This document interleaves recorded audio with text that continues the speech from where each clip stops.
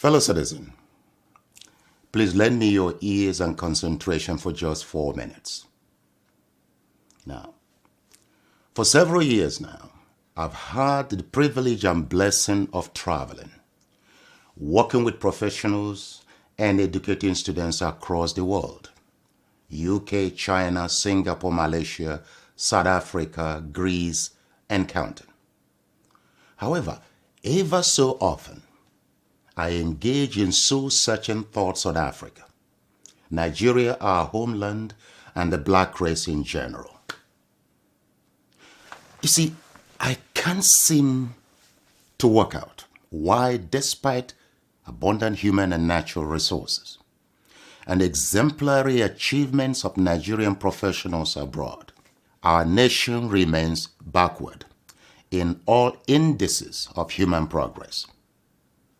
Look, recently, a 1988 statement by William Botha of the apartheid South Africa challenged me to tears.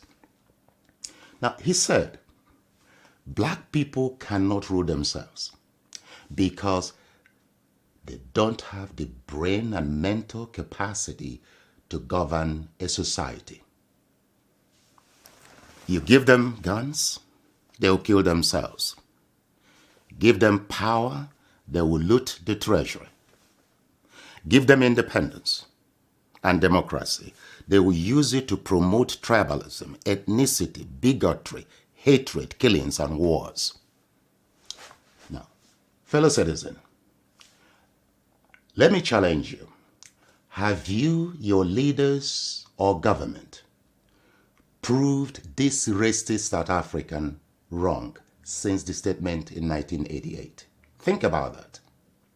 You see, we are the only race that is ready and willing to sacrifice meritocracy, national development and progress, to favor protection of tribal and religious loyalty, despite the recycling consequences before us since independence.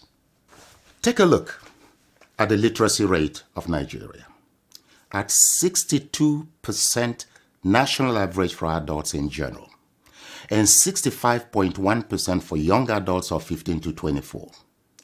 One expects informed national decisions with positive national impacts on, for example, the quality of the elected national leaders. Not really in our case. We are not moved by the economic and security realities and human suffering in our nation. We are not moved by the quality of our leaders or how and why the black man is being ridiculed worldwide. Providing our tribe, political party, or religion controls political power. That's shameful. Even our highly educated professionals and media outlets, North and South, keep a blind eye to the realities of the Nigerian state for tribal, religious, and personal enrichment considerations. Yet, we wonder why our nation remains the poverty capital of the world. Yet, we wonder why the black race is increasingly undervalued and humiliated across the world. Who did this to us? Who did this to us? Do you ever ask this question? COVID-19 has exposed the state of our nation and the cumulative impact of the quality of our leadership over several years.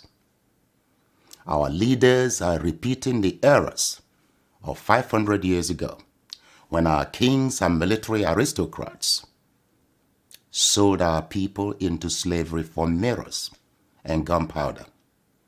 They failed to realize that by that decision, they had confined future generations into perpetual slavery, exploitation, and abuse. Today, foreign powers are acquiring hectares of land outright across Nigeria and Africa for the next phase of our slavery or colonization. Once more, our leaders are mortgaging the future, freedom, existence, survival, and progress of generations for short-term, worthless, stage-managed red carpet receptions, handshakes, cheap collateral loans, travel visas, and personal gains. These colonizing countries are not to blame for taking decisions in their own national interest. The question is, are our leaders making decisions in our own national interest? I put this to you as a matter of urgency. We must identify, develop, and embrace a new breed of competent and patriotic leaders who desire to see our nation and Africa free, help Africans develop confidence in themselves, their future, their culture, their food, dress codes, and the way they walk and talk, and to take full control of their natural resources and national borders. Please join me to awake the conscience of Nigerians and Africans in general before too late. Share this video as a duty to your race, your country, and your continent. Our lives, our future, our survival depend on our collective actions today. This video is not about me. It is about us and our future. I'm playing my part. I hope you play yours. Thank you and God bless.